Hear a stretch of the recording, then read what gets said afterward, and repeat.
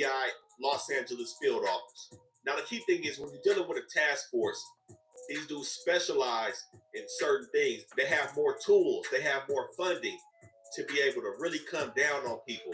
And the main thing about a task force is apprehension. That's how they increase their funding, and they're usually known to have aggressive tactics that go along with those apprehensions. But in this situation, we have five main key players that are somewhat spearheading this federal indictment.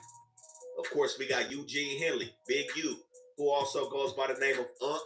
We all know Big Draws, but they also have names of Hannibal, Hannibal Muhammad, Anybody Killer, or Dave Austin that Big U could also go by. We have his right-hand man, Sylvester Robinson, aka Vay, and we have his other close homie, Mark Martin, aka Bear Claw. These three defendants are the ones that's being charged with the RICO. Now, next in this paperwork, we got Tremaine Ashley Williams, aka Loose Cannon. He's charged with interference with commerce by robbery. Now, you know, every time they talk about interfering with commerce, it's always federal.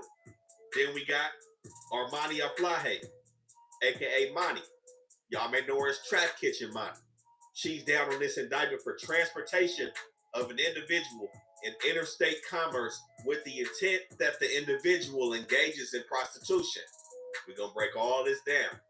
Next, we have Frederick Blanton Jr., who went by Blanton, and Tiffany Hines, who are labeled in the indictment as participants of bank fraud.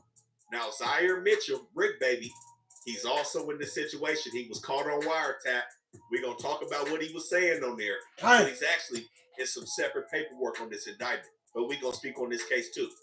Now, the reason that this indictment came forth is because it's being alleged that the Big U Enterprise is a mafia-like organization that utilizes Big U's stature and long-standing association with the Rolling 60s to intimidate businesses and individuals. So basically, he's using his business endeavors, coinciding those with the gangbanging, in an attempt to gain control throughout the city of Los Angeles.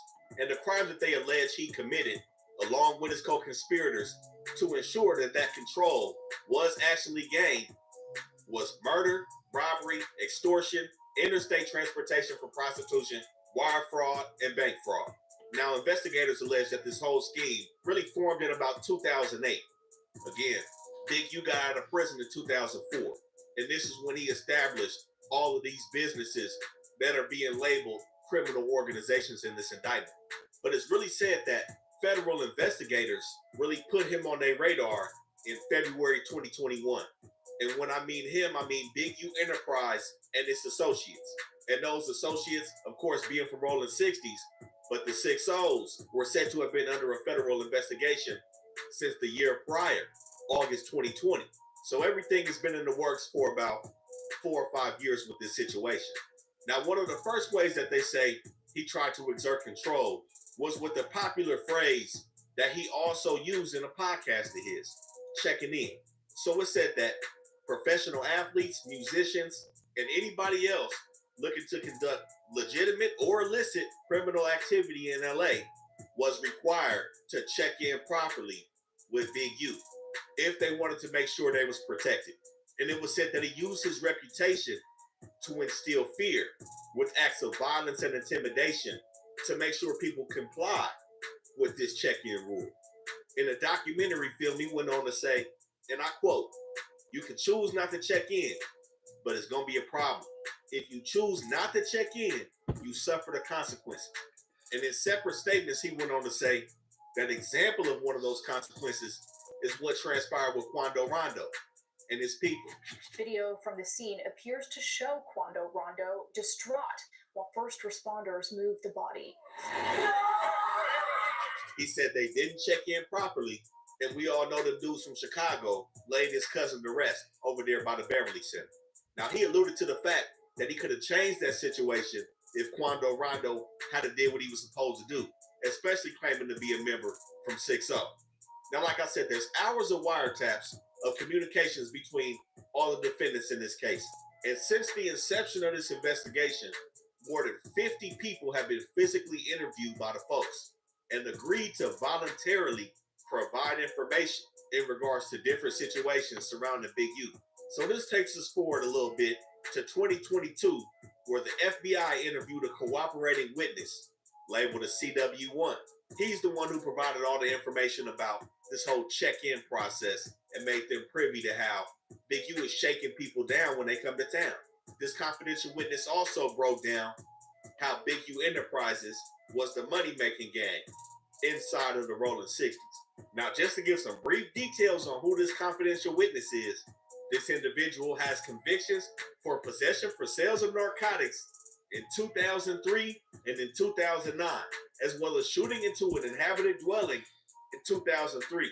This person received cooperation credit from the Central District of California at sentencing in a prior drug conspiracy case, and Joe Biden commuted his sentence for that offense. So if this sound like your people, they some bad people. He stated that these rap artists, athletes, not only had to check in verbally, but they also had to pay a fee, which takes us to Adrian Broner. So CW1 recounted an event that happened with Adrian Broner in June 2019, where it said that AB and a couple NBA players had a little dice game jumping off, in which AB had pulled out some trick dice and whooped all them NBA players' feet in the dice, totaling a debt of $1.5 million. After this dice game, it said that Big U sent his homies to rough AB up. It said that AB didn't check in properly, and now he's trying to whoop people for millions in the city. Big U wasn't going for that. So it said his involvement was really at the root of the whole situation due to him being involved in the parties, the gambling parties, dice games, those celebrity parties. He was in the mix everywhere. And it was said that he forced AB to forgive the debt that was owed to him from these NBA players. But it didn't stop there. He was paid $100,000 by these NBA players for negotiating the debt with Adrian Broner. And it was said that these NBA players or celebrities, whoever, would kind of have to get an approval from Big U to operate safely at these events and functions moving forward. Now, there was also another event in which LUCE spoke on, and we're going to get to his old telling ass, but he stated that Big U had sent him on a mission to demand 50 rats from a celebrity rapper with the initials RR. Now, that could be Roddy Ricch, could be Rick Ross, I can't say. And he said if that rapper didn't pay, then they would look to kill a rapper with the initials by the name of MM. Now, that could be Meek Mill, so we could be talking about Rick Ross and Meek Mill here. This is just what the documents are alleged. But it was said that RR dropped off the 50 rats, and Big U stopped answering LUCE Cannon's phone calls and didn't split no money with him. But it's to show that Big U was out here squeezing people all the way just to operate in the city of LA. Now, the heaviest allegations in this case are from around the time that this investigation really started with Big U. And we all know the main things that bring these people out. If it's not a crazy amount of money, it's a murder, which takes us to January 25th, 2021. And at this time, Big U had somebody on his label by the name of Rashawn Williams. Now, this is the individual that 600 was talking about when he was alleging that Big U had something to do with this homicide. But we got to say, all these claims are allegations.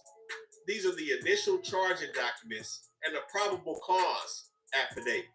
Everybody's presumed innocent until proven guilty. We got to say that. This is the beginning of a long journey. But the fact still remains, Rashawn Williams. And with this situation, there are some similarities to Nipsey Hussle. I got to keep it 100. So it said that Big U and his business partner sent Rashawn Williams to Vegas to record some music in somebody's studio who later on became a witness in this case. Actually, 3 witnesses in this case were related to this recording studio.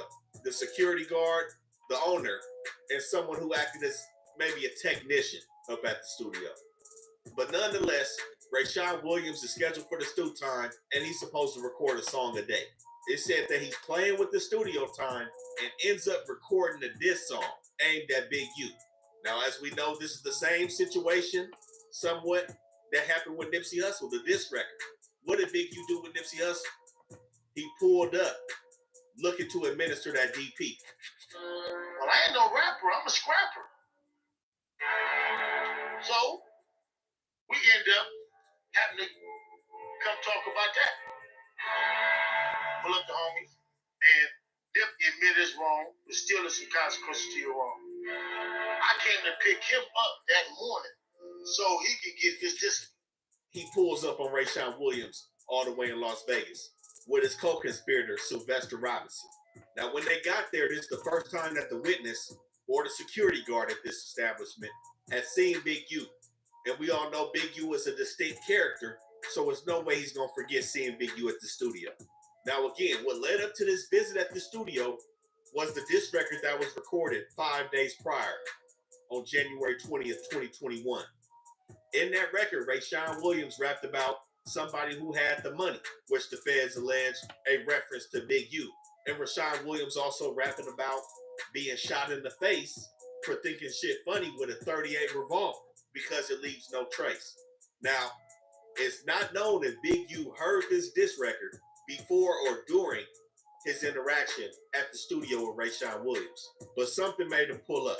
So Rayshawn Williams had an Airbnb in Vegas, and it said that Henley and Robinson pulled up in a dark gray Lexus to the studio. And it said that the night before the homicide, Big U's phone was shown to have arrived at the Airbnb in Vegas that Rayshawn was staying at in the middle of the night. So it said that at 7:04, he was at the studio. And Rayshawn pulled up to the studio between 8 or 9 and recorded a record until about 11 or midnight. And at about 12:30 in the morning, the dark gray Lexus was no longer at the studio, but Robinson was. 12:58, Big U's phone disconnects from the cell towers. But at approximately 1:13 in the morning, the dark gray Lexus pulls up to the Airbnb. At this time, it said, Rayshawn is seen getting out the car, going into the Airbnb, and coming back out with his suitcase. Mind you, Rayshawn wasn't supposed to leave Vegas until the next day, but he's bringing his suitcase out at 1 in the morning and putting it in the dark gray Lexus. So at 1:20, the Lexus pulls off from the Airbnb. And about an hour later, 55 minutes later, 2:15 a.m., both of Big U's phones connect back to the cell tower in our reported location. So it said that the drive from the Airbnb to the location where Rayshawn's body was found would take roughly about 42 minutes. And they say it took Big U approximately 48 minutes or 55 minutes from the time of leaving the Airbnb to turn his phone back on. Now it said that Rayshawn's body was found in a landfill in the middle of the desert off the 15 freeway, which we all know is the freeway that connects LA to Vegas. He was shot multiple times, including in the face, and his body was dragged into a ditch. And seemingly he was shot with the same pistol that he referenced in that diss song to Big U, a .38, because there was no shell casings recovered. But at this time, between 2:30 and 3 a.m., the gray Lexus pulls back up to the studio, and witness one, the security guard, reports seeing Big U drenched in either sweat or water, in which he replied that he had just got out the gym. 7 hours later, Rayshawn's body is found in the desert. Big U was out of there an hour after that, 10 a.m., back to LA. Now, because of inclement weather on the night of the murder, the DNA couldn't be restored. So a lot of DNA matches were coming up inconclusive for what was left at the scene. But witness one will go on to make statements to the feds and to the North Las Vegas PD about this incident. And it said that Big U ordered somebody to go get the surveillance cameras out of the studio, destroy everything, to the point where they had to send money to the studio owner to get a whole new surveillance system. And a month after this is when the feds start really forming their investigation on Big U. Now, again, for everybody that watched that A-Tray video, man, if you ain't seen it, go check that out, because it's terms that are going to be continually used when speaking on federal indictments, like the Title III, which is the formal term for a wiretap, in which both Loose Cannon and BRICC Baby were recorded on. So not too long after this homicide took place in Vegas, Big U is back doing the regular situation in LA, shaking businesses down. And Loose Cannon is said to be one of the quote-unquote enforcers of his shakedown crew. And there was one particular spot that Loose Cannon implied that he had dealings with in a weed dispensary in LA. Now, the owner of the dispensary was charged tax every month by Big U and Big U Enterprises to the tune of some much $25,000 a month if business was booming. But that, of course, that number was fluctuating. Let's go. But at some point, the owner of this weed dispensary, who is a cooperating witness, of course, decided to stop paying because he didn't see the benefit of being taxed and shook down.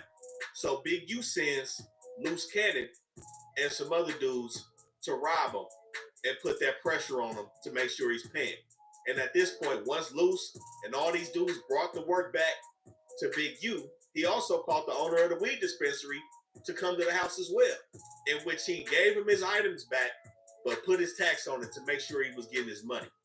Now, the feds allege that Loose Cannon did nothing but corroborate the witness stories by telling all of this information on No Jumper, where they said Williams admitted to the robbery and the aftermath on the podcast. He also stated that he was Big U's right-hand man and started to implicate himself and Big U in certain crimes on these podcasts, which made Big U send that cease and desist to No Jumper and Vlad TV. The fans was watching. They see Loose Cannon refer to Big U as Big Useless or Big Uterus. And they also have the January 3rd incident that happened this year when Loose Cannon struck somebody in the head and knocked him out with a pistol and proceeded to remove valuables from him, the jewelry, cash, cell phone, and added up everything to being over $5,000. They watched statements that Loose Cannon made saying he was Big Useless's enforcer, that he loves to fight, and that incident could have went a lot worse, implicated itself in this assault, and implicated itself into working for a criminal enterprise, Big U Enterprises. He also posted some of the fight and also spoke about how he was with Big U when P&B Rock was killed, and that they would have told him to comply with them dudes that killed him from A7 so they can bargain and get his jewelry back and tax him on the back end. He implicated himself in all of this, and we see him looking stupid, looking at his wife now, with the feds all around him. All that playing, doing too much playing on the internet. This shit not a game no more. You know, these dudes was known for fabricating situations, making up stories, and falling back in and falling out with people, doing a bunch of shit. Now people looking crazy. He also made statements online that he kidnapped the victim and put him in the trunk of his car and drove him to Big U's house. Why are we talking about this?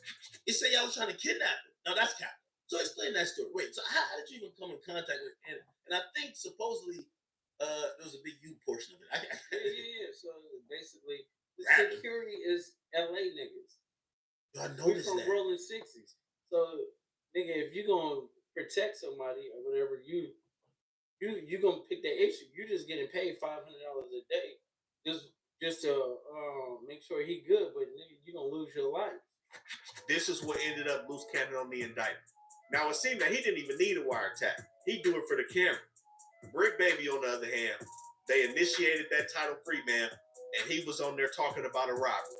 November 11, 2022, it said that Big U coordinated with Zaire Mitchell, aka BRICC Baby, on how much Zaire would give Big U out of his. Yes. We back in the building with another podcast vlog, and this is RDP vlog, and I'm your host, Ham 5000. And listen, man, it's month of Ramadan, so it's hard for me to tap in the morning. But the love and support y'all been giving me in the morning, I can't wait to get back to it. But man, I had to jump on here, and right now, if you're looking at it, we're going to show you, and I'm going to break down the reason why Big U knocked off. So now I'm just playing, some content, just letting you hear a little bit of somebody just reading the paperwork. I'm going to tap into a couple other vlogs and a couple new news flashes throughout the duration of this podcast. But I need you to hit that notification button, hit that subscribe button, drop a like, leave a comment, donate to the channel, whatever you want to do. You know what I mean? Shout out to Dayton Street 85. I want to say happy birthday. And C-Day was yesterday, man. Hey, brother, I love you. I appreciate you. Thank you for all the support that you give me. And everybody that's tapped in, man. Everybody that's tapped in. Somebody sent some things up there. Listen, share this content with me. I'm trying to break back into the algorithm. But listen, Big U arrested 18 other gang members. And BRICC Baby, he feels like BRICC Baby, 600, LUCE, and Wack100 sent him to prison. And tonight we're going to break down why there is some truth in that. We're gonna hear from Big U. We're gonna hear from different content creators. We're gonna listen to news flashes, and then we're gonna put that all up in a pot, and then we're gonna cook it up, and we're gonna come with some motherfucking cook up, and we're gonna cook tonight, man. So please hit that notification, hit that subscribe button, drop a like, leave a comment if you're getting your head done, if you're cooking, if you're just hanging out, man, on this beautiful Thursday evening. The weather was beautiful in Maryland today. You feel me? I'm feeling good, and I'm just happy to deliver content. So while I deliver this content, hey, y'all tap in, man, and listen. Anything that's on here is out there. So it ain't like I'm making this shit up. Let's go. Hit that notification button, hit that subscribe button, drop a like, leave a comment. Y'all see my little setup, but I keep moving the camera. So let me get the camera right. So when I ran my seat back, there we go. I feel more comfortable now that I'm not out the camera. But let's go. Proceeds from a robbery that he committed. So he was shaking BRICC Baby down. All that popping. But this is why he was still allowed to participate in hood activities and claim the hood, bang the hood, do all this. He getting shaken down by the OG.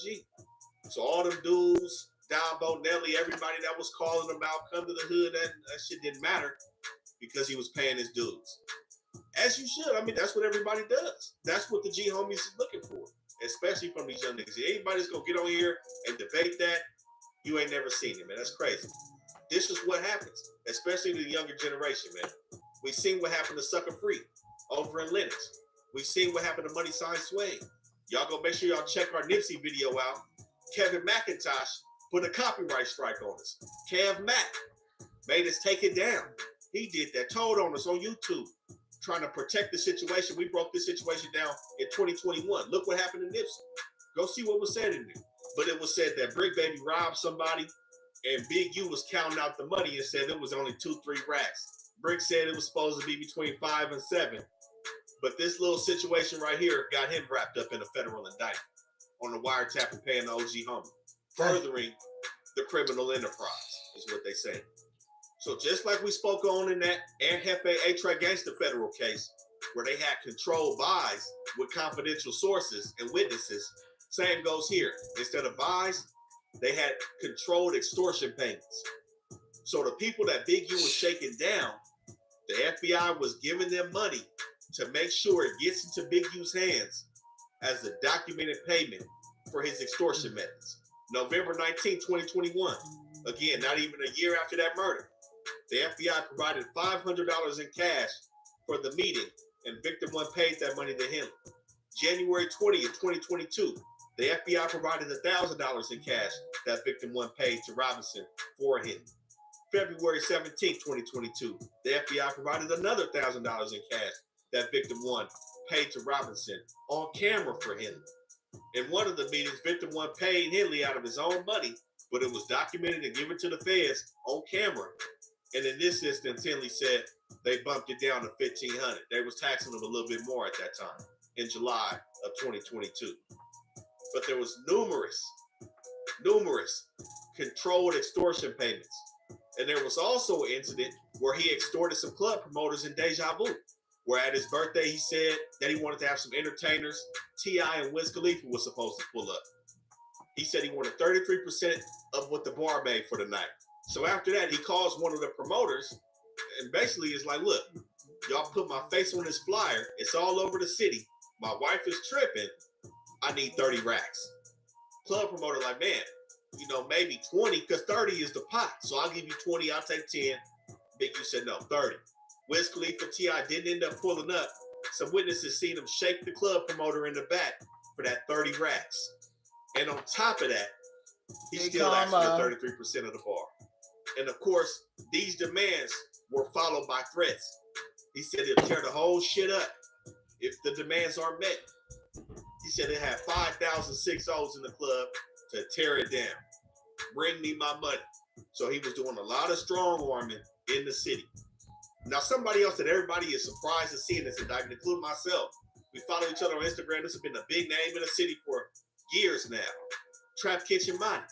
She was also on that Title III wiretap. The feds intercepted phone calls and text messages between her and Big U. Now, they also alleged that Big U was smacking it. I can't say that's what's in the documents. But they were saying that she was providing women to cross state lines to do some hoeing and take care of some of Big U people in that fashion. Now, in June 2023, that federal task force interviewed her at her house. You know, she admitted to promoting prostitution, noted that she was known for bringing the hoes. She provided females to Big U as long as they was paid. And the next day after this, she was supposed to go up to the FBI field office and let them sync her phone up to their computer to extract all the data. Now, of course, she wasn't supposed to have communication with anybody after this interaction, but they intercepted her talking to Big U and meeting with Big U. And at this time, Big U was already knowing that the feds was tapping phones. But at this time, she meets with Big U, breaks down everything that happened. And, you know, it looks like Eugene grounded her a little bit, made her pull her shit together. And she didn't cooperate anymore after that point. She didn't make another statement and didn't go to the FBI field office to empty the contents of her phone, because that would blew everything up. But, you know, they got warrants for all of that right now. The biometrics, everything. They're trying to go through everything right now. But the reason Big U knew his phone. So we can't keep going with it, but we did it. We got into it. But yeah, Big U. It's just different. I'm gonna play what Big U said. For Big U turned itself in. You know what I mean? He said something. Now, you know what I mean? BRICC Baby, they all coordinate. We get to BRICC Baby Papa. Here you go. Now, what y'all, I know a lot of people probably just tapping in tonight or won't tap in or whatever, whenever they tap in. I know a lot of people seeing this, but you're seeing it now on Raw Dope Podcast. And what I honestly got to say is that, you know, I kind of feel Big U, you know what I mean? On this part. Everybody know I don't fuck with Ken. Everybody know I don't fuck with Big Man. So if you want to arrest certain dudes, and put them next to me, there was a dudes you gonna have that call themselves turning against me. Well, ain't no turn against me. I ain't going for that. You might as well go get 600 and whack. These dudes been saying I did shit all year. So what they doing is they go on the internet and these dudes say that I did shit on the internet. Then when you say I did on the internet, they go investigate. Now you raiding my houses, raiding my shops, raiding all this stuff. And talking about I'm committing crimes and covering up with developing option. What crimes am I committing to cover up with developing option? You know what I'm saying? I ain't committed no crime. They cover nothing up with developing option. Shit crazy. But this how they get you. They get one or two people to say something. Right. Ain't gonna be no real evidence. Ain't gonna be no real nothing. It's gonna be a repeated thug. It's gonna be that's what's up. Hit me in a DM. Bunch of different crimes that don't have nothing to do with me. They fill up all of us up and say it's all the Roman 60s. What you see? You just seen it with us. I'm finna experience the same thing out here. I knew it was coming. Now they on there saying all this stuff to assassinate my character.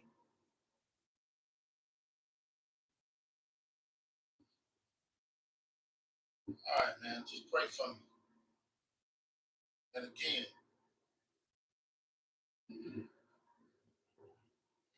they can do any one of us. It ain't nobody safe with these dudes. If these dudes feel like want you, how they going around talking about somebody's gonna raid my house before my house get raided? How they there with the police? And y'all sitting there following them. Everybody supported them shows and 100 shows, all them shows. And y'all need to, everybody who following them, promoting them, anything. Y'all wrong. Y'all ain't black. And y'all showing for our people. They can put charges against anybody. So this is gonna probably be my last video. I'm gonna go turn myself in, see what's going on. Big U. Talking about I'm a fugitive.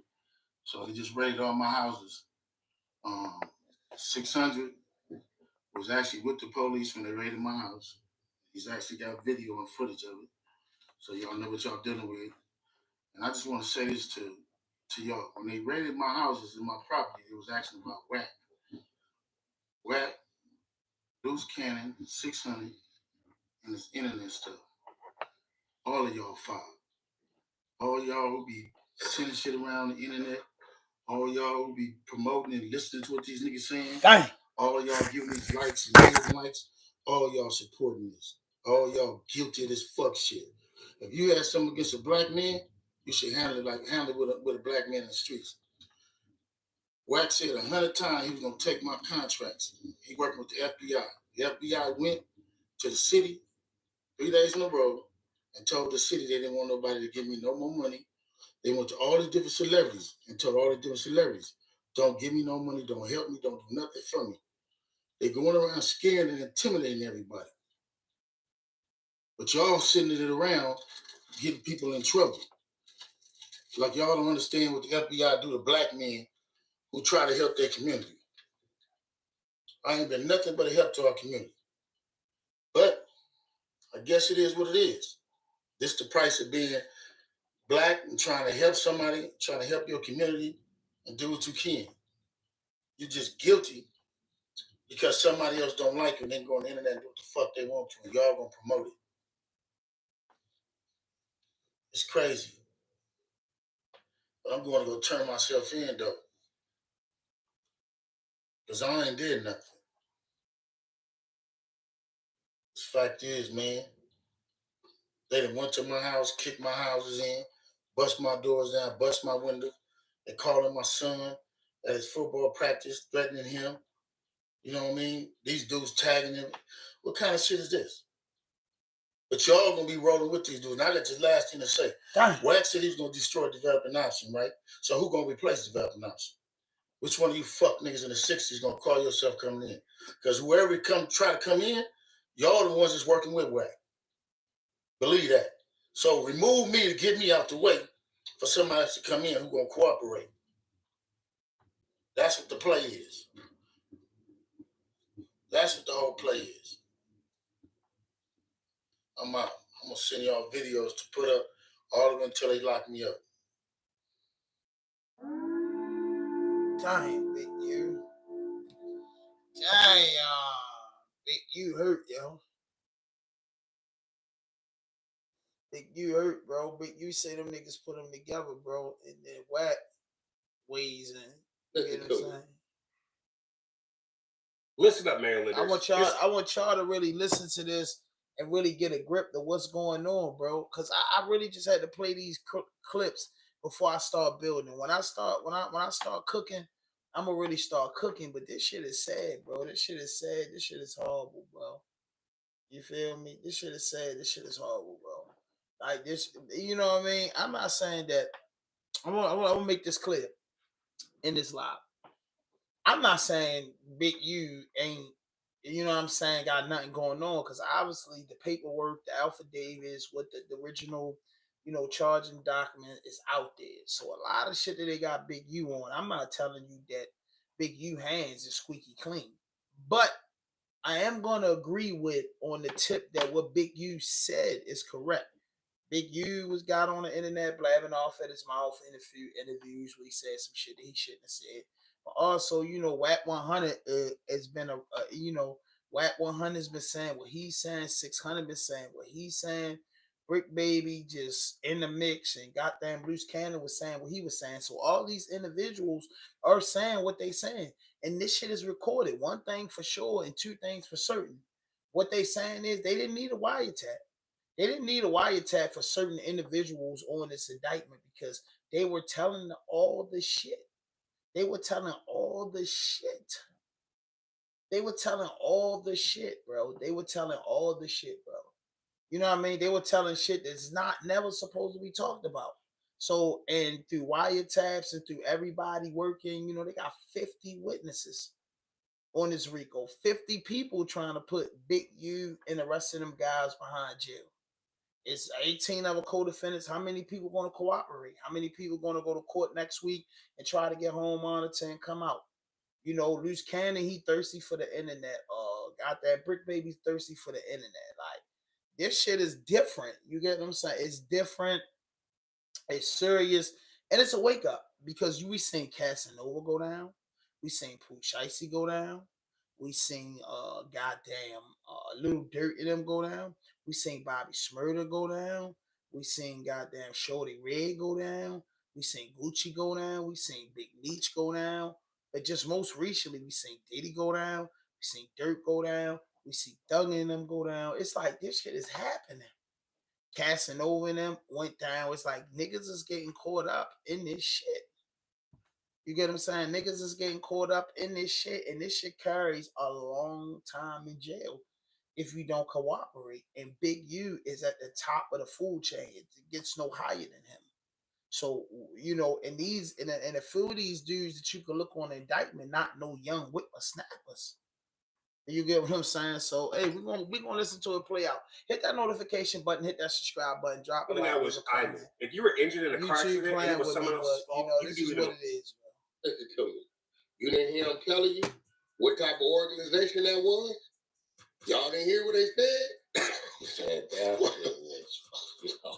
You getting motherfucking goddamn the money from LA County. Yep. Front like you playing gang intervention. And while you playing gang intervention, you turning niggas in. But yet you using the money, you gang banging. Them niggas got sex trafficking. Click like. Big U turns himself in after recording a final video. Wack100 speaks on the situation. But before we get to that, let's hear what Big U said. Get in the comments. We heard what Big U said all that. Like, we heard what Big U said all that. Like, I want to get to what I didn't Wack go to college said. right now. I want to get to what Wack said. You get what I'm saying? Big U, he Big U. Big U different, bro. This shit is beyond normal, bro. You get what I'm saying? Like, I ain't gonna lie to you. Like, it's just different.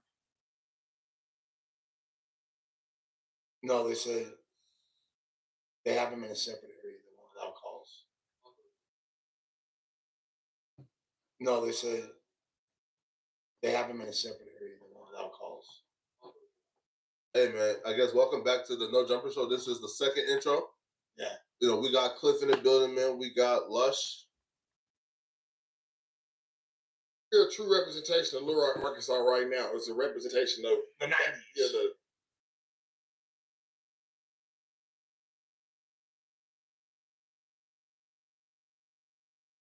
This afternoon, the alleged leader of the Rolling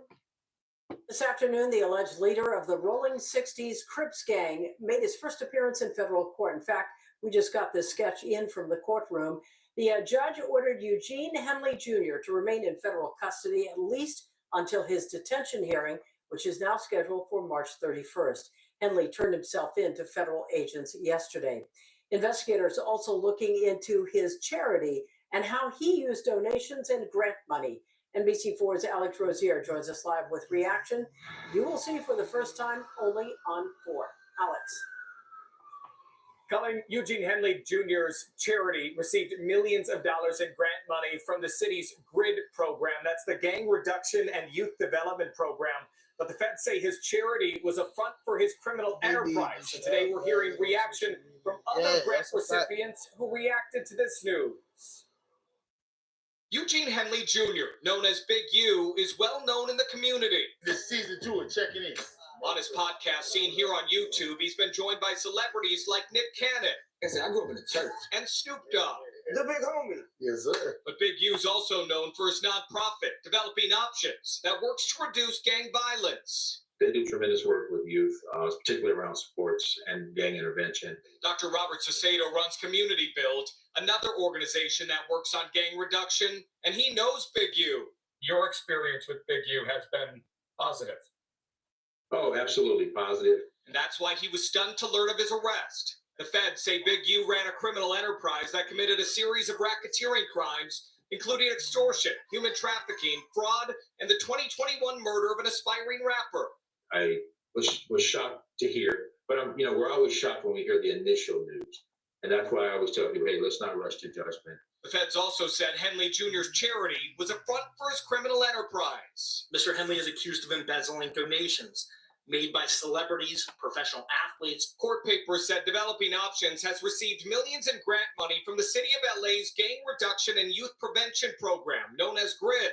Dr. Sasato's nonprofit is also a GRID grant recipient, and even after the arrest, he's a big believer in the program. The GRID intervention and prevention employees across the spectrum of GRID agencies are really the silent heroes you don't know anything about or hear about. Several years ago, when murders in Los Angeles were at a high of 1,200 per year, that number's come down to hit that like button. Hit that like button per year, and that's the direct result of us doing the type of work we do. Not only does Dr. Sasato believe in the program, he still speaks highly of Big U's charity.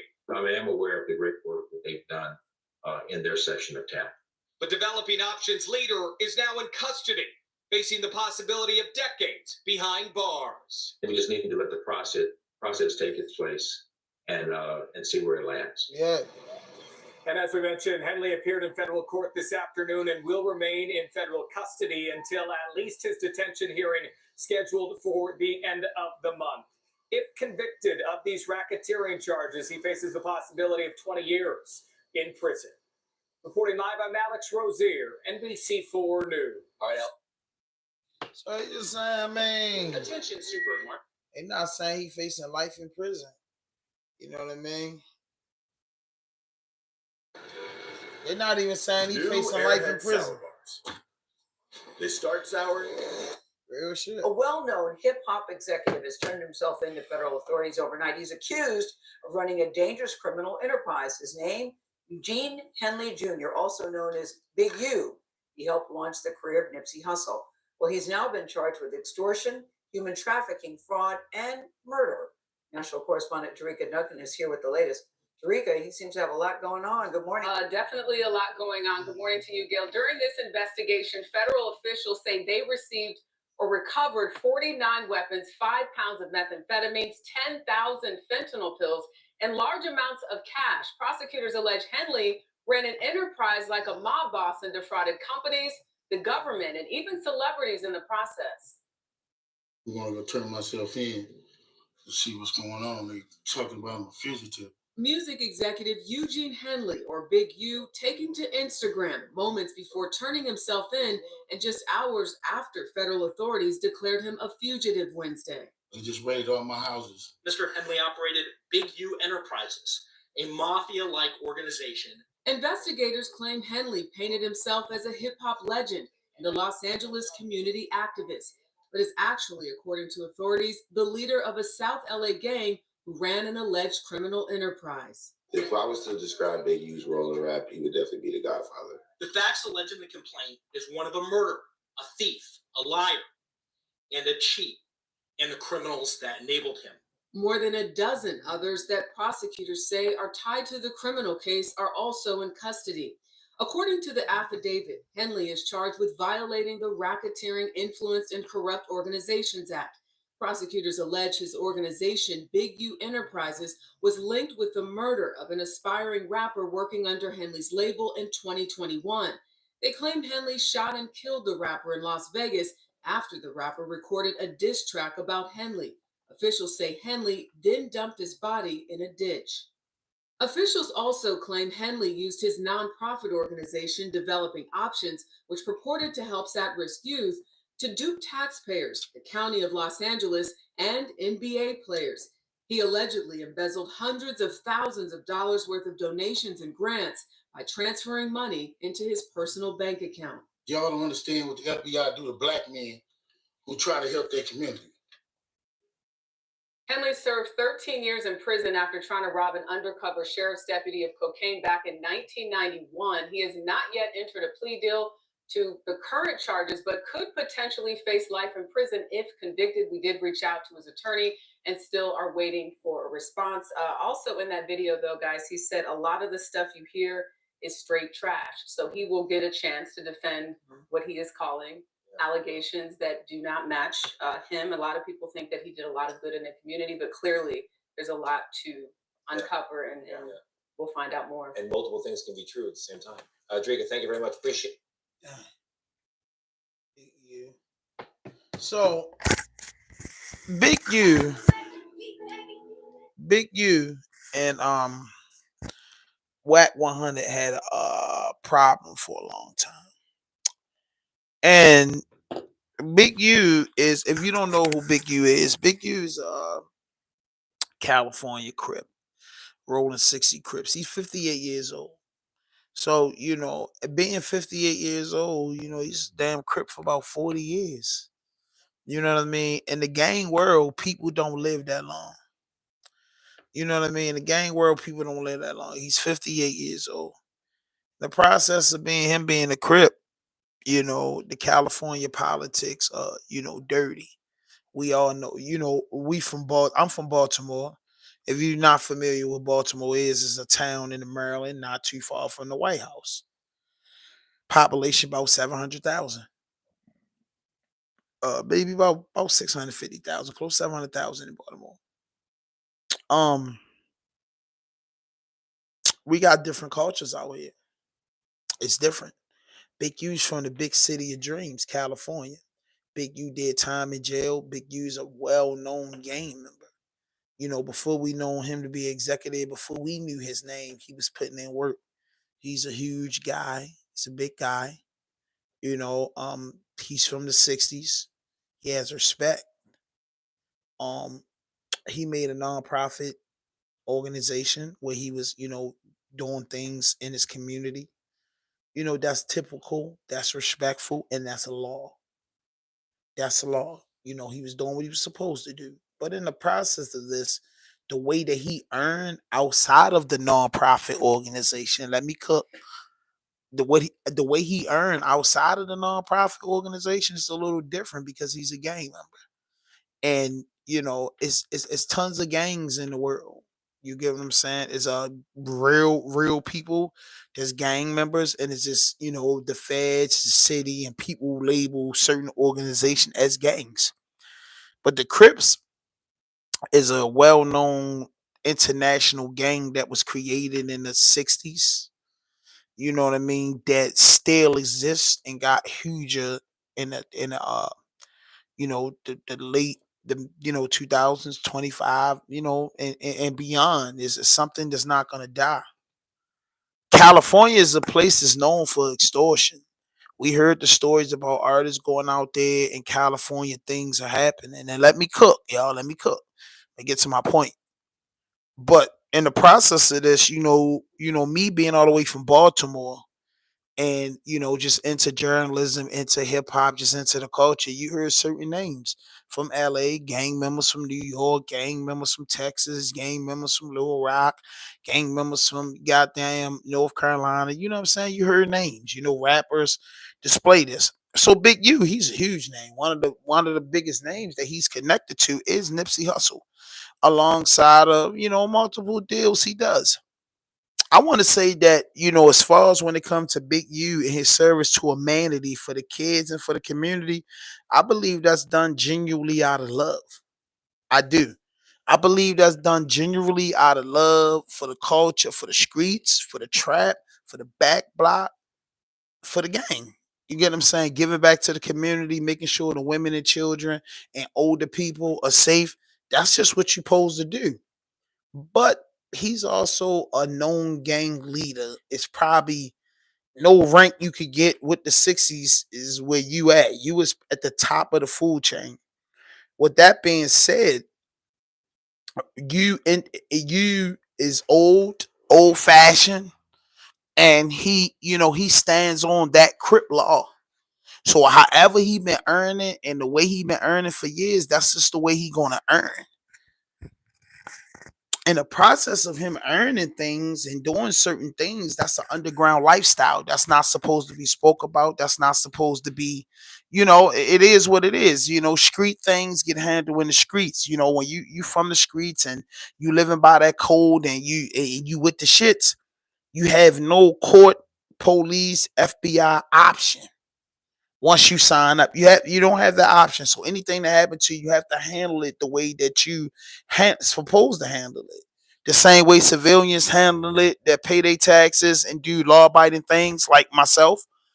Uh, you can just You know, the law is there for people. You know what I'm saying? And then it's the street law. So with the street law being said, you know, you Wack 100 speaks crazy about Big U. Different individuals get on these platforms and speak crazy. Now, if you don't like this man and you disagree with what this man do, you know, this man's a big dude and he's not hard to find. So these guys are not handling in situations in the streets; they handling on the internet. And like I said, the FBI, the CIA, the district attorney, the narcos, the ATF, yeah, the marshals. They are humans, bro. They're not artificial intelligence. They're not RoboCops. So detectives, they're humans. They have children. They have brothers. They have sisters. They have families, and they have a cool side to them. So I say that to say they listen to music. They look at the internet. You know what I'm saying? They look at the internet. You know, they're detectives. So if you're a detective and you want to get a big case or discover a big case, you look at Facebook, Instagram, Twitter, YouTube, these crazy podcasts that you heard about that got individuals that want to go to jail. Because that's what happens when you decide to get on social media and talk about crimes and street activities, you want to go to jail.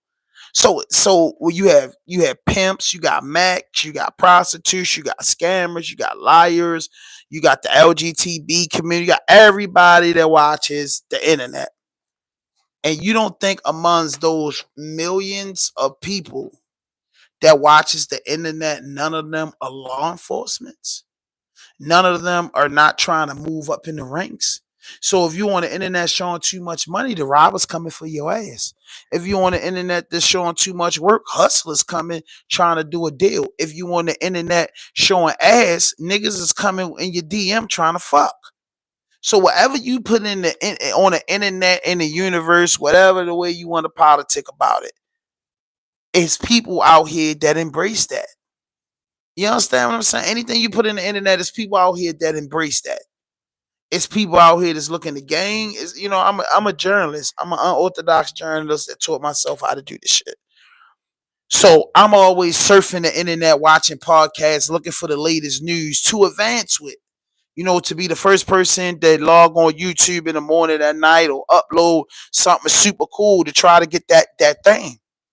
It's the same way with detectives. I'm saying these people are human people that could work the internet and build some of the humongous cases. And what we have been seeing at least the last 5 years, just 5 years, and it's been going on before that, but the last 5 years, the internet has sent a lot of motherfuckers to jail.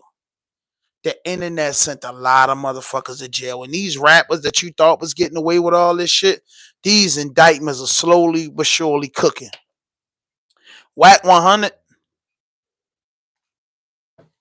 I told y'all tons of times I like Wack 100 as a businessman, but the more and more and more as years go by and as time goes by, I see through Wack.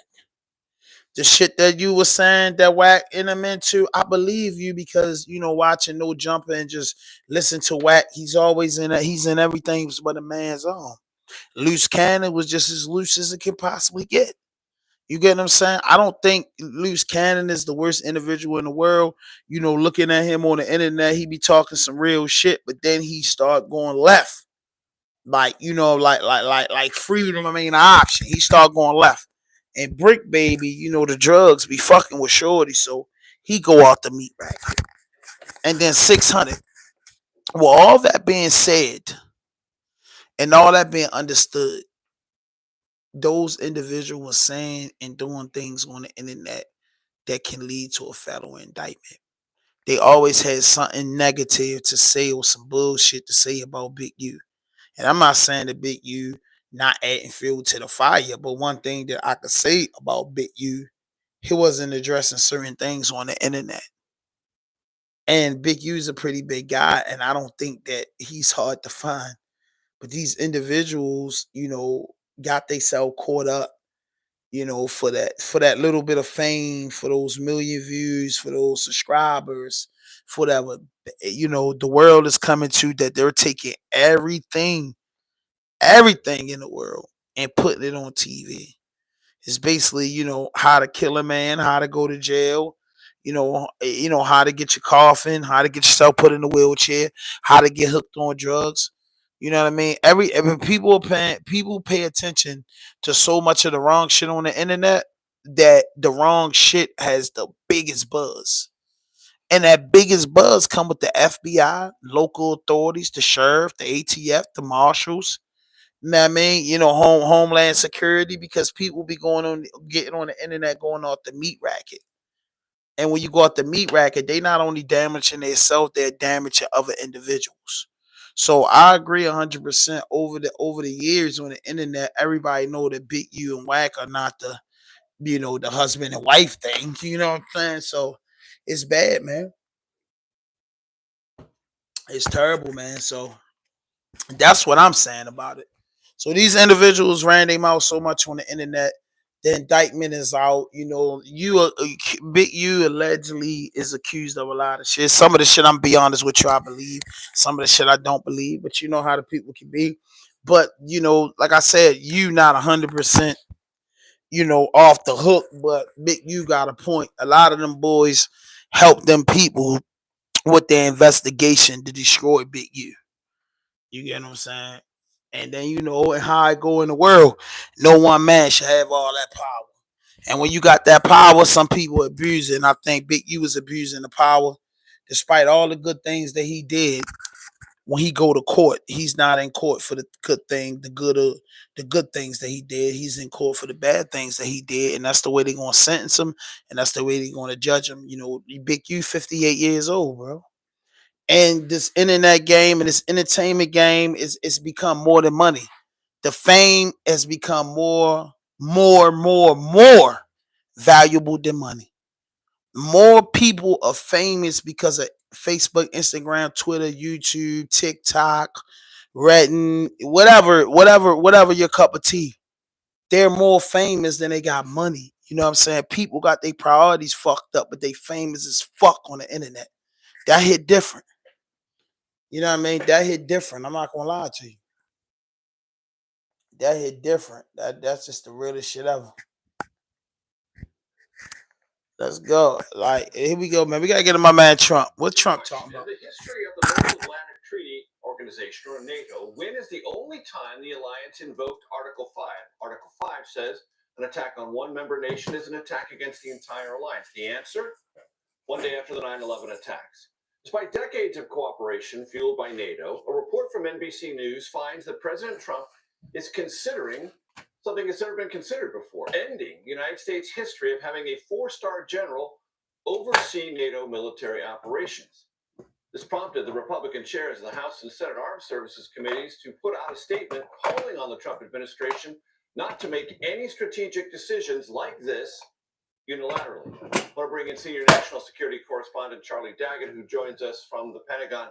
Charlie, the new leadership at the Pentagon has made it pretty clear they're reviewing everything top to bottom. Does it fit within that structure? Yeah, Major, that's exactly what we've been told. Now, that won't officially confirm it. We've spoken to everybody, but the fact is these discussions are underway, and really it focuses to the COCOMs, the combatant command, and it's a restructuring. So they want to find different ways, first of all, to cut back the budget or to refocus the budget in this huge building, this huge organization, but then also refocus exactly where that money is being spent and where troops are being sent as well. So there are about 85,000 U.S. forces throughout Europe, in EUCOM, as we would call it, European Command.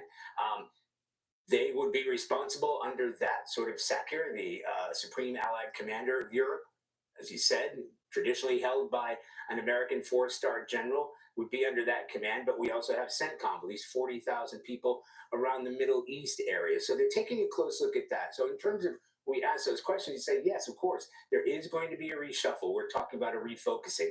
NATO in particular, as you just mentioned, has been in the firing line of President Trump, where, even Trump won in his last administration. It's been called the Trump effect, where he has essentially pressured NATO members to pony up their amount of defense spending to between 2 and 3%. And some of those countries have fallen in line. In fact, many of those countries have fallen in line. Where this becomes critical mass is Ukraine. Because if you are going to be the U.S. general in charge of Europe, your number one priority at the moment and looking forward is going to be Ukraine. All the weaponry, all the aid, some of the strategy, some of the intelligence, all flows through that command. And Charlie, would this, if it were to happen, essentially deprioritize U.S. attachment to NATO? Well, Major, it's interesting because on one level, it could be seen as a symbolic position, but it's also a very serious position, right? The United States is the driver, the main driving force behind NATO. European partners are fully aware of having this sort of patriarch, as it were, to have the United States there. It's not only the amount of weapons, the amount of forces, but the sophistication of those weapons. So it really depends on the devil in the details, because if the current Supreme Allied Commander, Army General Chris Cavoli, he is supposed to end his tenure this summer. It's a 3-year term. That will really be the turning point. We're going to take a look at what's going to happen there. That will give us an indication as to whether these, again, preliminary, I can't stress that enough, these preliminary plans that they are discussing will be put into force, and what kind of impact that's going to have on the alliance across the board. And the first Supreme Allied Commander, if I know my history correctly, Dwight David Eisenhower, Europeans have been comfortable with this. Are they eager to step into this role, Charlie? Well, first of all, it's going to be a little bit difficult because they're going to have to come up with that person, right? So the second in command, if you want to put it that way, has traditionally been a British officer. But we have Britain, we have France, we have Germany, we have Poland, we have several countries, especially now, with a lot on the line, and they have already been meeting sort of unilaterally, as it were, away from the United States, talking about how they are going to be more involved in the NATO alliance, in a European alliance, if they are going to put together some sort of force that would police any kind of ceasefire, if there is a ceasefire arranged in Ukraine. So those discussions are already taking place, but it will be interesting to see exactly how they leverage that. Yeah, I want to see too. They're going to be not having, in theory, a U.S. general in charge of that alliance. Valuable reporting and perspective, as always. Charlie Daggett, thanks so much. The boy Trump be doing too much. You know what I mean? Trump, my man. But they on Trump ass for sending them boys over. He sent them boys over Venezuela to that Salvador jail. CBS News has obtained a list of the CBS News has obtained a list of the 238 Venezuelan men the Trump administration recently deported to El Salvador.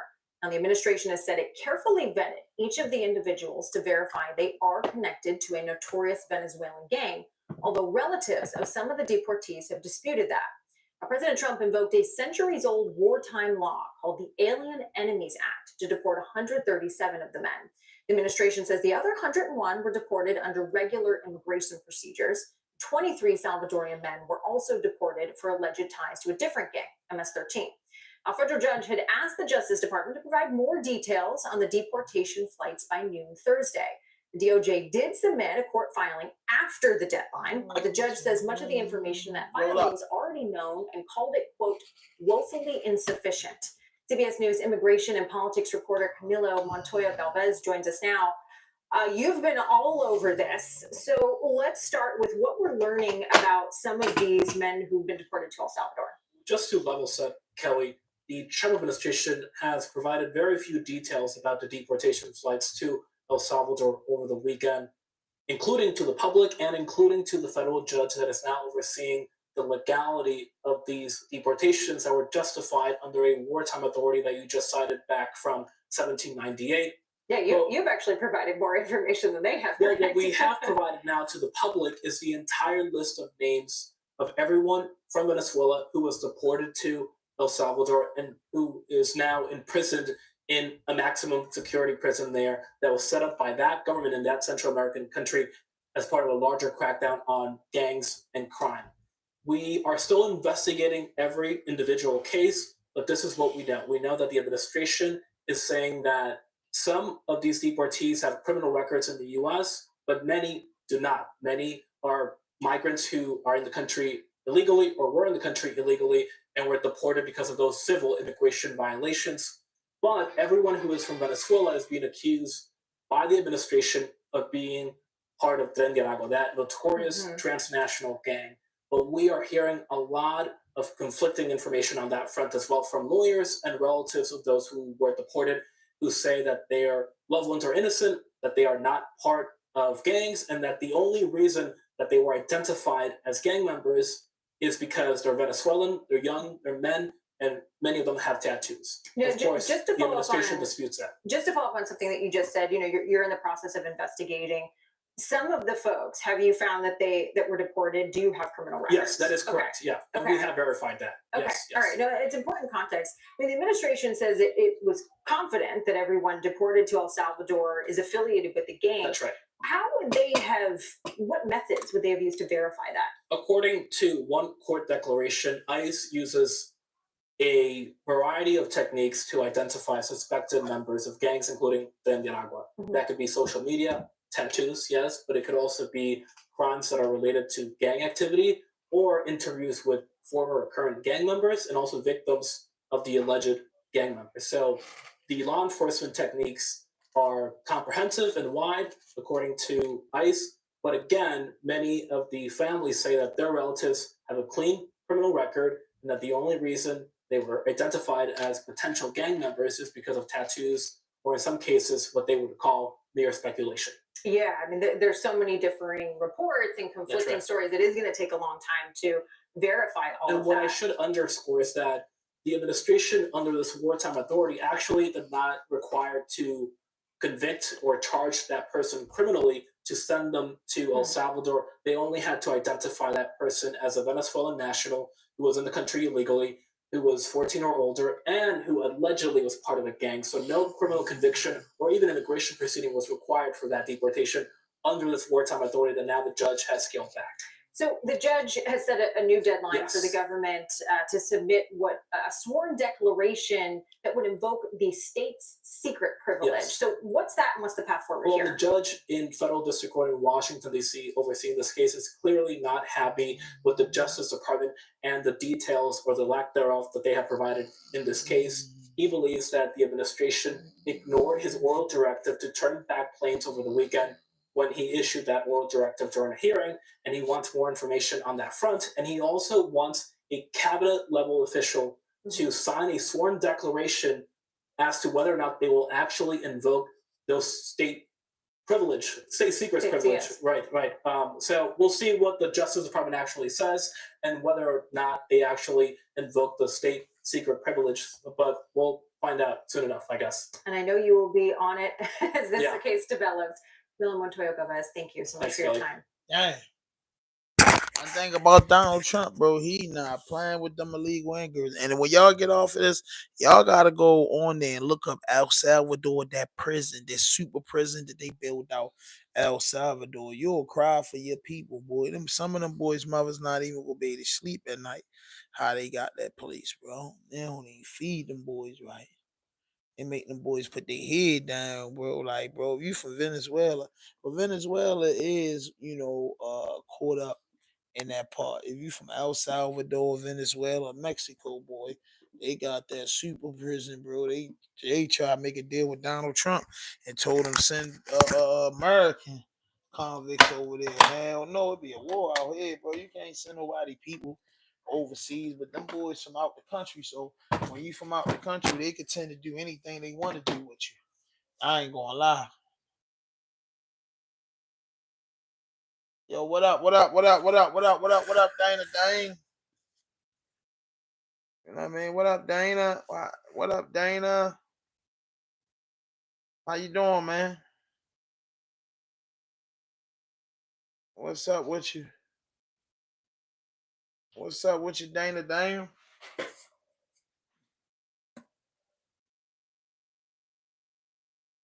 What's up with you, Dana? Dane? Okay, where you working at, bro? Assalamu alaikum. Man. But the El Salvador jail is crazy. Yeah, it's a very poor. Yeah, it's a poor country, so they want to make money, give all their people jobs working in them correctional facilities, bro. They some dog motherfuckers, bro. They should make sure y'all hit that notification button, hit that subscribe button, drop a like, leave a comment, tap in, bro.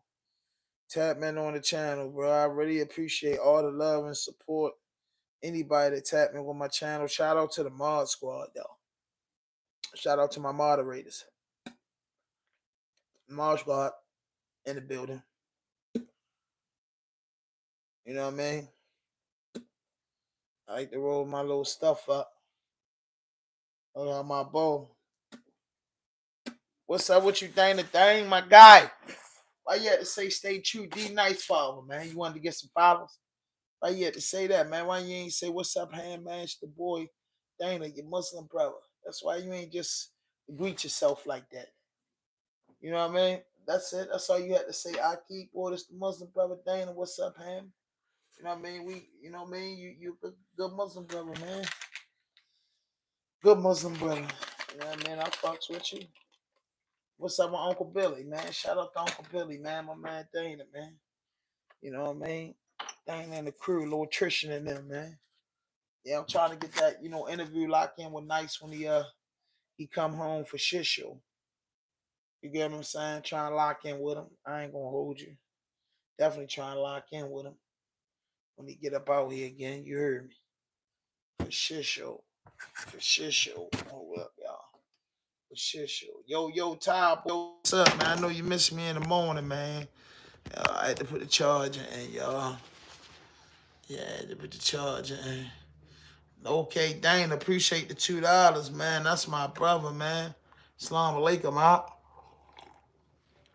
man. If Dana could do it, if the good Muslim brother Dana could show me love, can I get some more love in there? Dana, subscribe to the channel, man. I'm on my way to 5K. Then I'm on a massive 10K run. You know what I mean? Gotta get the work done, bro. No days off. I'm a grinder. Oh. You know what I mean? Like, Donald Trump faced the nation. Federal judge won. Welcome back. Here's a trivia question. In the history, I want to hear about this. You know what I'm saying? This I one want to bring not in done former to it. federal judge and president of Dickinson College, John Jones. Also with us, former communications director of the Republican National Committee and Republican strategist, Doug High. Here in studio is MSNBC legal correspondent Lisa Rubin. Lisa, what's going on with this filing and what are the stakes today? Well, Chris, let's start with what it is that they have been ordered to give to the judge today. By 12 noon today, Judge James Boasberg, a federal judge in D.C., ordered the Trump administration to do one of two things. Either they had to invoke what's called the state secrets doctrine and explain to him why, citing case law and facts, they could not reveal more information about the flights that took off on Saturday during a period of time that he was holding a hearing and he had ordered them to turn those flights around, why they can't provide those details in the interest of national security and foreign policy, that they are so secretive in essence that they couldn't even share them with a federal judge who is authorized to receive classified information. Alternatively, they can answer 5 questions that he has about the flights. When did they take off? When did they land? How many people are on those flights? And most importantly, when were those folks turned over to El Salvador in custody, which matters to him in terms of whether they were in compliance with his order. Right now, as you know, it's well after 1 o'clock, and we have not seen that filing. I continue to push refresh on the electronic docket on my phone to make sure that we're in possession of the most up-to-date information. Judge Dickinson, is there a legitimate reason you can think of that would not have been posted yet? I can't think of a reason, Chris. This is, to me, astonishing and a little bit breathtaking. I can only think that the government is temporizing at this point, and they're just going to see if they can play this out. Typically, as Lisa knows, when there's a hard deadline that's set by court, and indeed a deadline that has been continued for a couple of days, repeatedly, you're going to want to hit the mark if you're the party that is subject to the deadline. I can think of no other reason and I hope this isn't the case, but that they're trying, as the Wall Street Journal said, to force a showdown here. I apologize. I think I made you the founder of the college of which you are president. But Judge Jones, let me ask you this: the attacks on the judge aren't just coming from the president's. I want to play what the Attorney General Pam Bondi said just yesterday on Fox.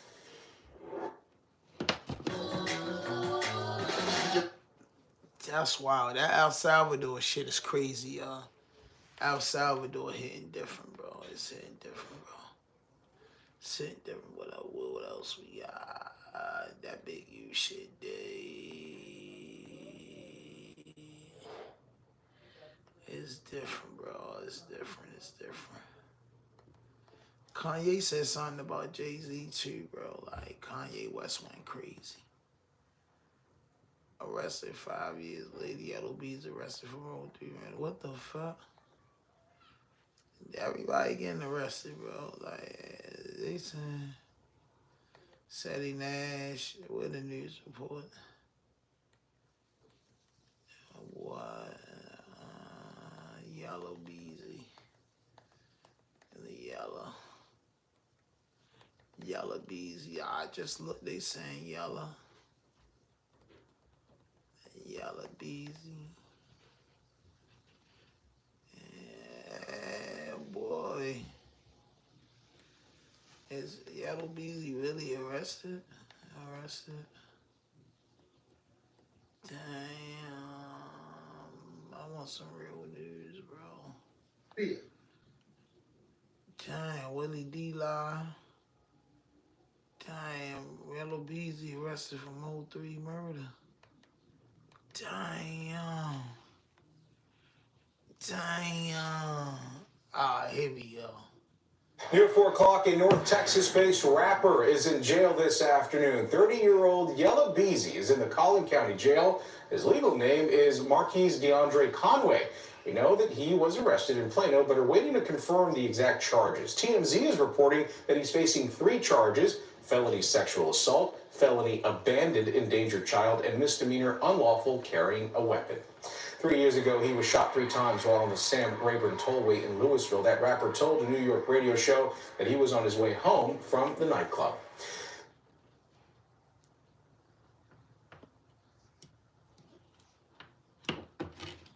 Good morning. Nah, that was 3 years ago. Yellow Beezy arrested for capital murder. Yeah, hold up, bro. This is something that's big right now, bro. Everybody coming. I told you, man, these rappers going down. These rappers going down. These rappers are going down. Oh, man. Where's the big news? Like, I like to get to hear the news vlog first. Yeah, I like to hear the news vlog. I like to hear, like, real news before you get in this 1 hour ago. Everybody posting it. It's just like everybody's posting it. I hit the wrong thing. Like, y'all be I need something confirmed though. Like, everybody on this joint, bro. Everybody on this joint, bro. Yo, like, where is it at? Where's the real search? Everybody live talking about it.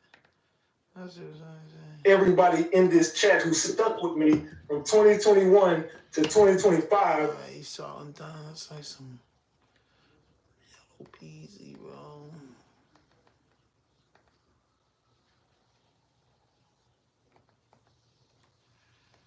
There's all these weirdos, bro. I don't really see nothing on it yet. I gotta look. Now,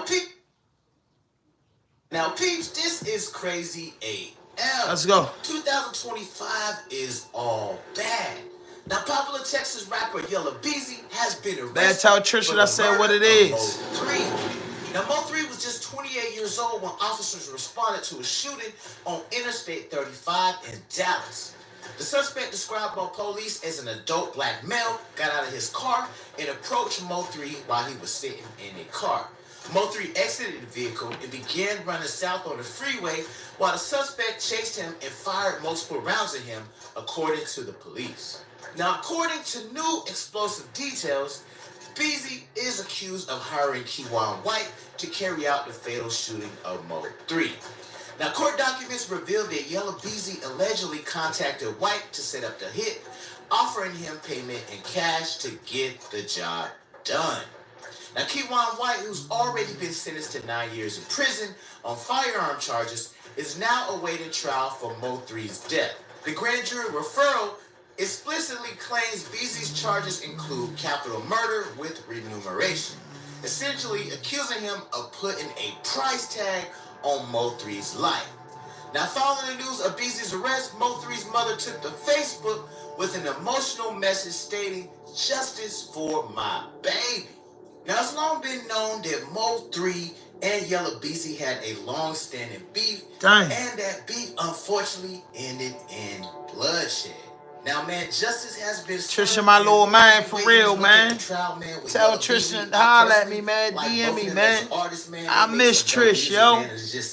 Trish, my little man. I'm with Trisha like 20 now, ain't he?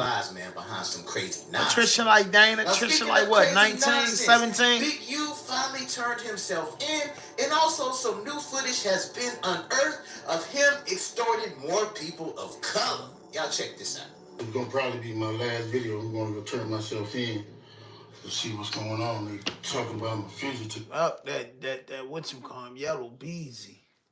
You know what? I ain't gonna lie. I gotta go where it's at. Y'all wanna play? I gotta tap into TMZ.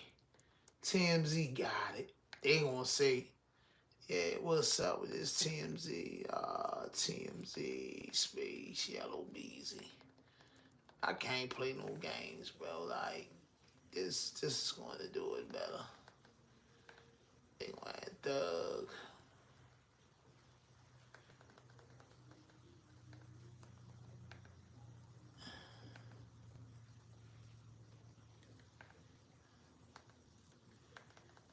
Hold up, bro. Hey, it was... Hit that notification button, hit that subscribe button, drop a like, leave a comment, man. I'm working. Even though they gonna make it harder for me, but when I'm cool. You know what I mean? What's this, man? Yellow BZ, Yellow. BZ might be done because that killer boy tell on you, boy. BZ, you going into jail.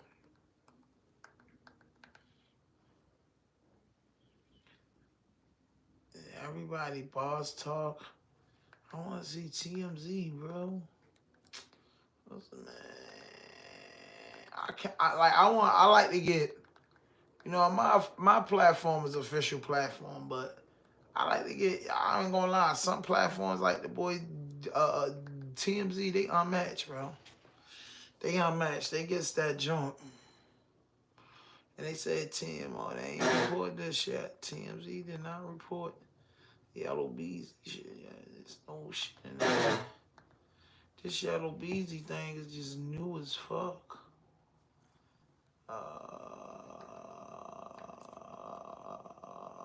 Damn. I need some. I'm gonna have to go with some. Hold up. Saturday Nash, let's hear him. Hey man, new year, new blessings. You understand me? We made through a hell of a year. You understand? Anybody that ain't for you, anybody that's going against you, anybody that's goddamn negative, you understand me? Ain't bringing no positive vibe. You know, in the words of Gucci, put that in the dirt. Damn! For sure, you did. Here we go. Take that toast. In the context of capital murder, remuneration refers to a murder committed for payment or the promise of payment, or employing someone to commit murder for payment, serving as a critical aggravating factor that can lead to the death penalty. Now, you got your say cheeses and everybody else, they don't got the paperwork. Saturday Nash got that work, though. Make sure you subscribe to our bell, stay notified, share to keep about the 11th day of November 2020, and the county of Dallas, state of Texas, did then and there intentionally and knowingly cause the death of Melvin Noble as individual hereinafter called deceased by employing Kawan White to murder deceased for remuneration and the promise of remuneration, namely United States currency, from defendant, and pursuant to said agreement, Kawan White did then and there intentionally and knowingly cause the death of said deceased by shooting deceased with a firearm, a deadly weapon, filed March 18th, 2025. There y'all go. Against the peace and dignity of the state, foreman of the grand jury, page 101. Let's get into it. This rapper is dead today after he was shot on I-35. 28-year-old Melvin Noble, also known as MO3, was shot on I-35 northbound near the Beckley-Zanker. DPD says that Noble was approached by a gunman a suspect who was driving a dark-colored vehicle. Noble apparently got out of his car and ran southbound when he was shot. Police also tell us that the gunman shot an innocent bystander as well.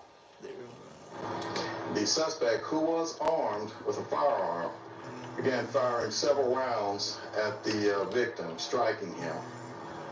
In doing so, the suspect also struck an innocent bystander who was sitting in his vehicle. Well, Noble was taken to an area hospital where he was later pronounced dead, while the second victim's injuries are not life-threatening, we're told. The second man has been arrested accused of gunning down rapper Mo3 on a Dallas highway. 28-year-old Devin Brown was indicted on a murder charge this week. Another man, 22-year-old Kawan Ride, was also indicted on the same charge earlier this year. Back in November, Melvin Noble, also known as Mo3, was driving on 35E near the Dallas Zoo when White approached him with a gun. Police say Noble ran down the highway trying to escape and was chased by White, who fired multiple times, hitting Noble. Hey, yo, you. Can you subscribe and turn on that bell too? Because when you do, Currently posted only 2 days before Mo3's murder with the caption, "He put a bag on him, now I'm up," with White holding an enormous pile of cash and a rifle suspiciously similar to the one used in the murder. As well as 2 weeks after the murder, he was seen spending a large amount of cash at a jewelry store. And another image circulated, seemingly showing the car used in the crime parked outside wherever he was when this picture was taken on the surveillance video. And even after his arrest, he would post previews of new songs with lyrics where he claimed he will hop out of the whip and let it spray. But to make matters worse, the accused killer had apparent ties with Yella Beezy, as following the arrest, pictures would circulate showing them together. But clearly unfazed by the recent going-ons, at the top of 2021, Yella Beezy would post on Instagram saying that he was celebrating the end of 2020 by putting his haters in the dirt. Hey man, new year, new blessings. You understand me? We made it through a hell of a year. You understand? Anybody that ain't for you, anybody that's going against you, anybody that's goddamn negative, you understand me? Ain't bringing no positive vibe. You know, in the words of Gucci, put that in the dirt. Damn! For sure, you did. Here we go. Go. Say that toast.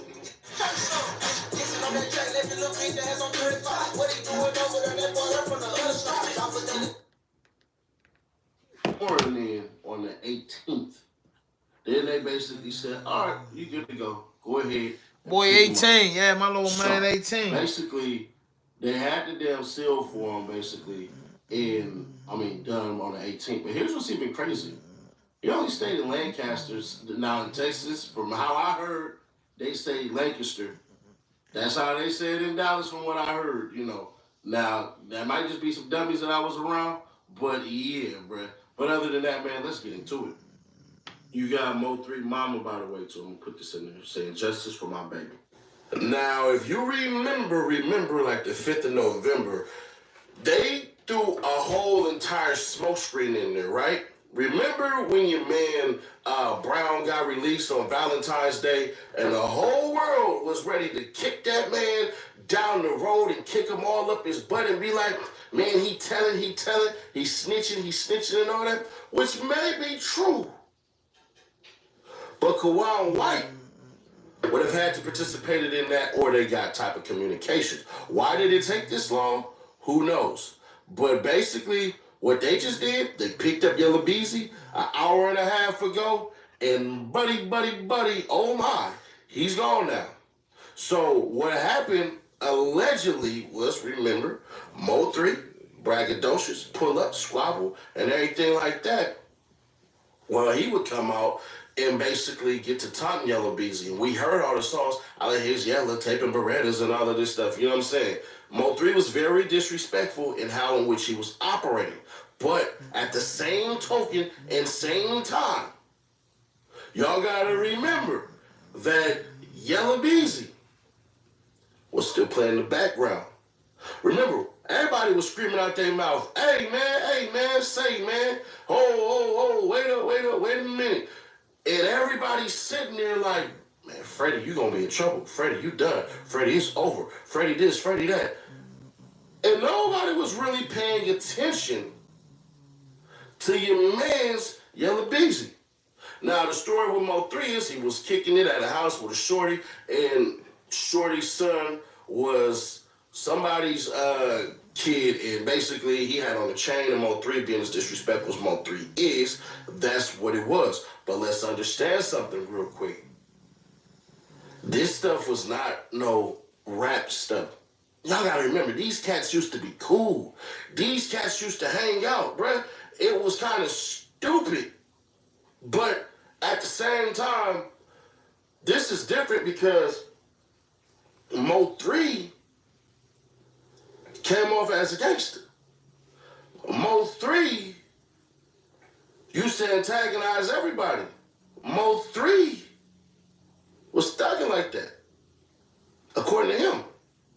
Now, I'm gonna be honest. I like Mo3's music more than Yellow Beezy, but when you poke the bear like that, man, it is what it is. This is all some street stuff, and it's all stupid at the end of the day. Why is it so stupid? Because Dallas has not had an impact in music like it has when it had Yellow Beezy and Trap Boy Freddy and Black Boy JB and Solo LUCE and all this crap. I forget it. So I think LUCE is from there. And Go Yayo and all that. And though they're from Fort Worth, but it's the whole DFW. You get what I'm saying? They didn't have that push like they have now with Big X the Plug and everybody like that, bro. Right now, this is beyond pathetic and beyond sad because you would think that people who used to be cool could find some type of common ground. We see Mo3 pulling up to barbershops, car washes, ready to squabble and all that and everything like that. Now, as a street cat, you're supposed to like that. But as practicality goes, bro, it ain't really doing nothing. Now, what's going to happen after this? Will he be found guilty? Bro, I'm going to be fair, square, obvious, and honest.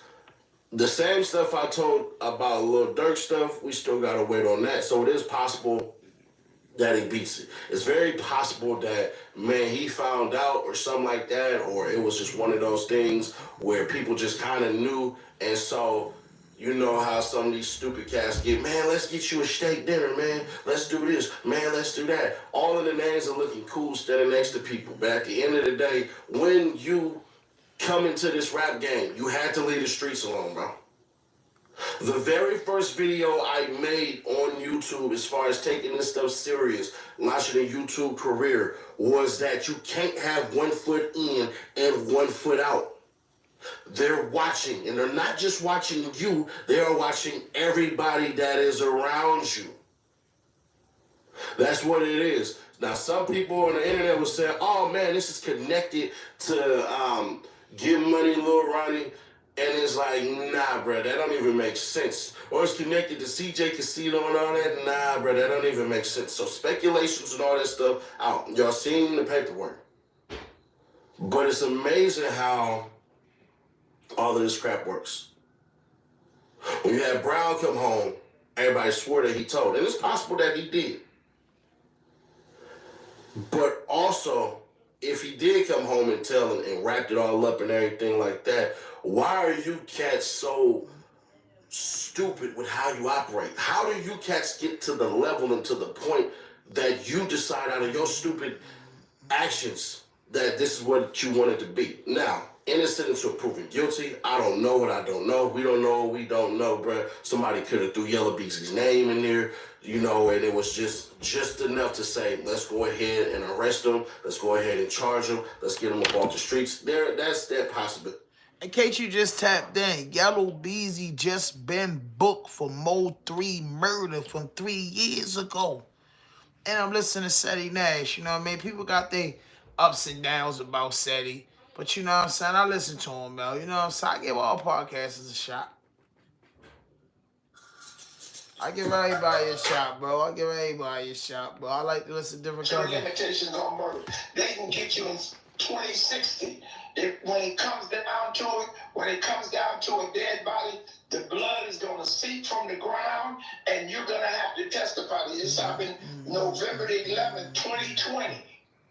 And see, that's what's wrong with these dudes that do this stuff, and when they do it, and these guys that go to prison for them and they leave them for dead. Now, if he had took care of that boy, probably, allegedly, because I don't know, I wasn't there, but it had to be something disgruntled that he was not doing to make this dude testify against him at this late date.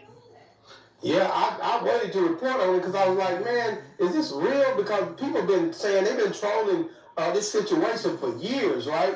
And so when I seen Say Cheese posted, Dallas Global posted, because these are, people that I know. It's like, man, it must be, where there's smoke, there's fire. Then I started getting texts. I started getting all type of attachments sent to me. And I'm like, man, this is real. And I'm like, they really have picked up Yellow Bees, and they ain't giving him, and he don't have a bond. And when you look it up, it shows he's locked up and with no bond. And it's like, man, you hate to see anybody lose their life.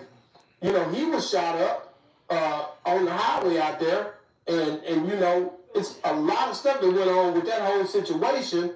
And I was trying, my thing was, man, I hate to see these guys going through this at the end of the day, but it's just been a lot of controversy, a lot of back and forth, a lot of bloodshed, man. And I was trying, and that's my whole key was, okay, let me try to do something to be a bridge in the situation to try to help, whatever party, because at the end of the day, everybody coming and chopping it up with me. I'm trying to show love to the city.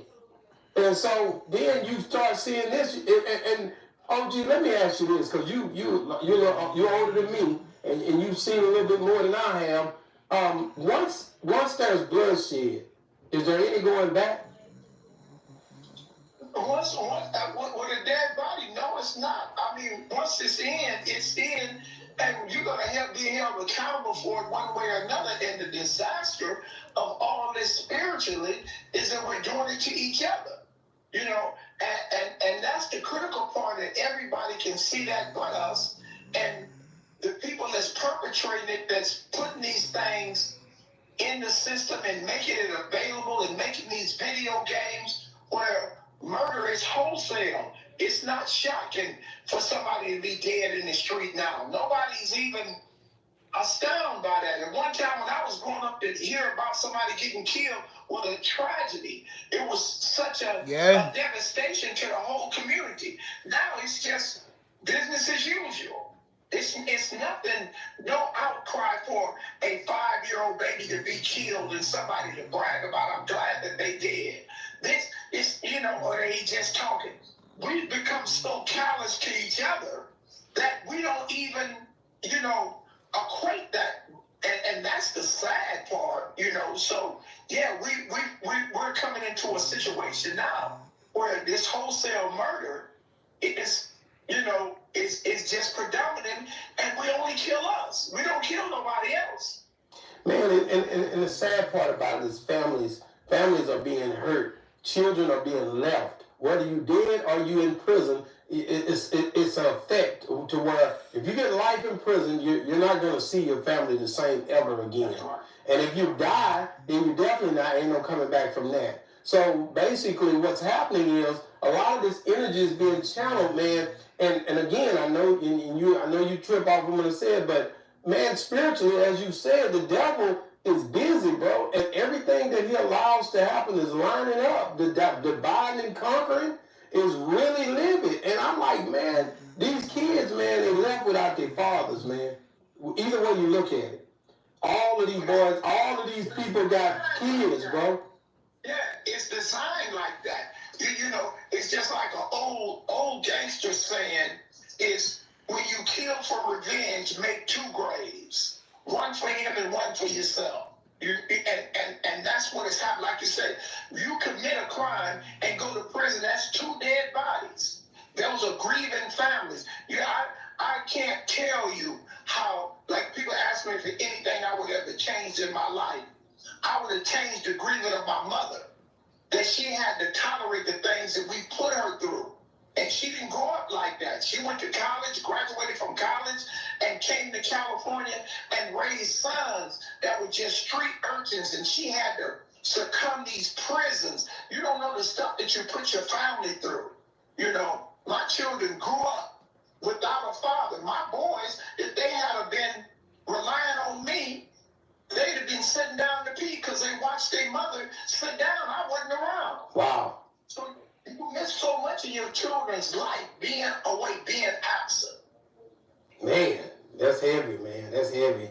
And then now you look at these kids are small kids. When you look at all of these guys who going through this, whether you look at Mo3, whether you look at Yellow Beezy, whether you look at any of these people, even Nipsey Hussle, anytime you look at any of these guys, PMD Rock, any of these guys, man, that went through this situation, Go Yayo, all of these guys, man, if you got little kids, man, and Lil Ronnie, Get Money Lil Ronnie, his daughter died, but he left a son here that nobody's talking about.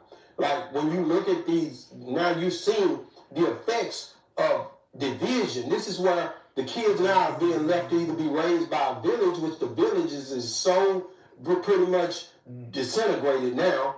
The villages aren't like they used to be. There ain't a neighborhood that's pulling together, that's raising these kids. They're too busy dealing with life and the structure of trying to make ends meet that they don't have time to be a village no more. Back when there was a village, that was the economy, the economic system was built a little bit different.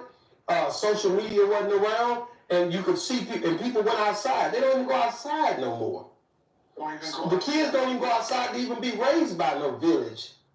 Be mad because you make them go out. Exactly. So now these kids are left without their fathers, no matter how you look at it.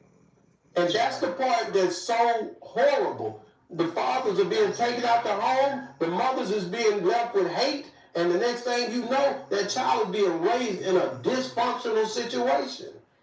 And that's the opportunity of gangs. The bond with another guy being, no matter what misleading is a camaraderie. I'm able to be with somebody. Nobody want to be alone. So you can say what you want to say, and the church ain't offering nothing to you.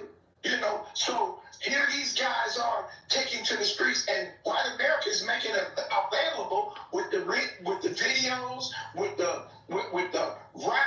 So they're making this available. A lady told me, aren't you mad? I know, she asked me, don't you feel bad that you brought these gangs to our city? And I had to, look, ma'am, you didn't know nothing about Pyro or Compton. You got that from Boys in the Hood and Colors. White America put gangbanging on you. Wow. Like I said, all these people say you got that from Boys in the Hood and Colors. They look good. They look good. Boys in the Hood Colors, man. Listen, man. Hit that notification button. Hit that subscribe button. Drop a like. Leave a comment. I thank everybody for tapping in. And I appreciate the 11 likes, man. No fuck shit, no fake shit, no foolishness. Anything you say can and will be used against you on the internet. Raw Dope Podcast Vlog. You know what I mean? I just appreciate it. Just getting back in the algorithm. One thing about me, I don't like to go too long without putting content in the universe. And the content is in the universe. It's in the universe. The content is in the universe. It's not the best video. It's not my biggest video. But it's my video. It's my video. Like I said, Big U indicted by the feds. He go to court March the 31st. Wack100, 600, LUCE, and BRICC Baby. He felt like, with them playing the internet game and caught up in this whole internet rape thing, if he feels like they helped the FBI build this case. And, he's had to take accountability for the shit that he doing. But they got 50 witnesses on this case. And this is what I tell anybody from Baltimore, DC, Delaware, Philly, Virginia, Atlanta, New York, New Jersey, wherever you at. The back blocks, the hoods, the trailer park, bro. That shit that go on outside, bro. The underground lifestyle is not meant for the internet, bro. And when you put that on the internet, what you're doing is you signing your death certificate or your commitment papers. And it's not worth going to jail for a year because you want to get some internet fame and some internet money, bro. You can tell your story without incriminating yourself and incriminating nobody else. Man, make sure y'all hit that notification button, that subscribe button, drop a like, leave a comment. Again, no fuck shit, no fake shit, no foolishness. Anything you say can and will be used against you on the internet. And make sure you go check out my content, the rawest and dopest interviews on the planet, the rawest and dopest content on the planet. And this content does not send nobody to jail because we ain't into that. Because we did jail, we did the streets before. We building, we growing, and we just trying to do what we gotta do, bro. You know what I mean? Let's go.